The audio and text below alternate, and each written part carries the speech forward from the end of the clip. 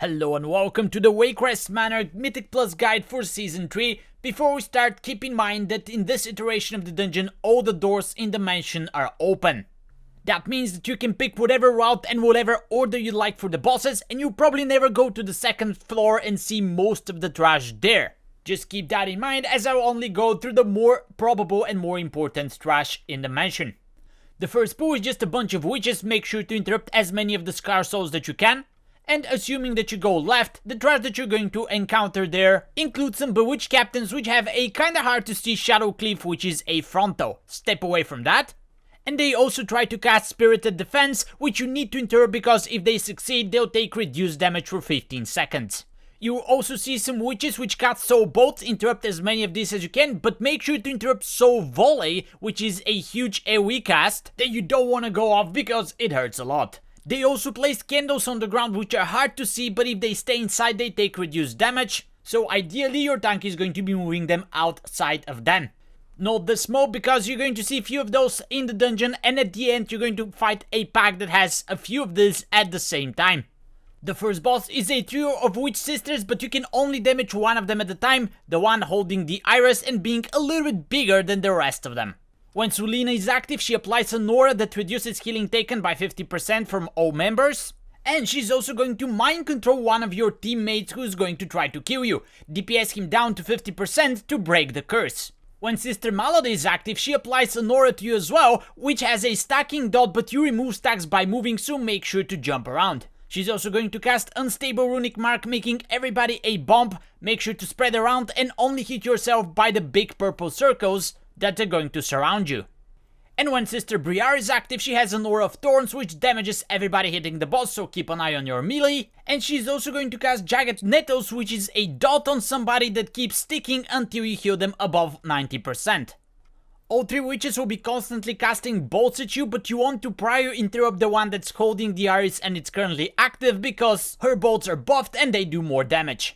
Keep switching and hitting the sister that's currently active until you kill them all and you can move to the next part.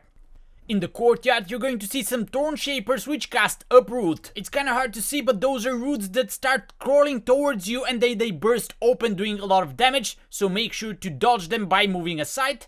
And also interrupt as many infected thorns as you can, because there's not only initial damage but a dot that's left behind on the people that get hit. There's also a mini boss in the area which casts Splinter Spike. Those are just more roots that pop out of the ground. Make sure to move away from those, at least a little bit easier to see compared to the Uproot. And then the mini boss is also going to spank your tank quite a bit, so be very careful considering that you're usually fighting this with at least few other Thorn Shapers. The Soulbound Goliath has a crush on your tank which smacks him pretty hard, especially later in the fight, and he's also going to cast Soul Thorns targeting somebody in your party. They become immobilized and they're also taking ticking damage, so you want to DPS them out as quickly as possible so they return into the fight. The boss is also gaining a stacking buff throughout the fight which increases the damage that he does, but luckily there's a mechanic that allows you to reset the stack count. The tank needs to run the boss on top of the fires that spawn around the room, which makes the boss burn and do heavy AoE damage for each stack that he has, and he also summons ads that are not attackable, but they will fixate somebody and start running towards them. Make sure you do not get hit because they hurt a lot. Just kite them around until they despawn. Rinse and repeat, and on to the next part. Before the next boss you're going to see some Pallid Gorgers which are going to cast Wretch, that's a frontal cone, which is interruptible, so make sure you do that. They also leap to the furthest target away and leave a nasty stacking dot, so make sure you know who's baiting that and be prepared to heal them up. You also see some maggots which are going to try to cast Infest. Make sure to interrupt that because it does damage and it spawns more maggots. And last but not least, watch for the stewards who do this big yellow circle which not only does damage but silences if you're inside of it. The next boss is the handsomely looking Raal the Gluttonious. He's going to cast Rotten Explosion which throws few circles on the ground. They spawn slimes that you need to tank and kill, and once you kill them they also explode and leave even more green circles on the ground. He's then going to cast Tenderize 3 times in a row. Those are big frontal cones that you need to dodge. And make sure that the tank is always in melee range of the boss or he becomes big, red, angry and goes boom. His last mechanic is called Cold Servants. 4 ads spawn on the 4 ends of the room. They start walking towards the boss, and if they reach him, he gets a 5% damage increase permanently per ad. So you want to slow CC them, knock them back, and kill them before they actually reach the boss. Rinse and repeat, and once you kill all those 3 bosses, the basement opens. In the basement, you're going to see most of the mobs that you have encountered so far, but in a different packs and in a different order. There's also a mini-boss that you can skip. We actually skipped it in this run, so I have no footage for it, but it has some of the abilities of the witch boss, tank buster and couple interrupts, so nothing interesting there. And before the 4th boss, you pull a bunch of the witches that we saw in the beginning. You have to interrupt their soul volley and move them out of the candles, otherwise they take reduced damage.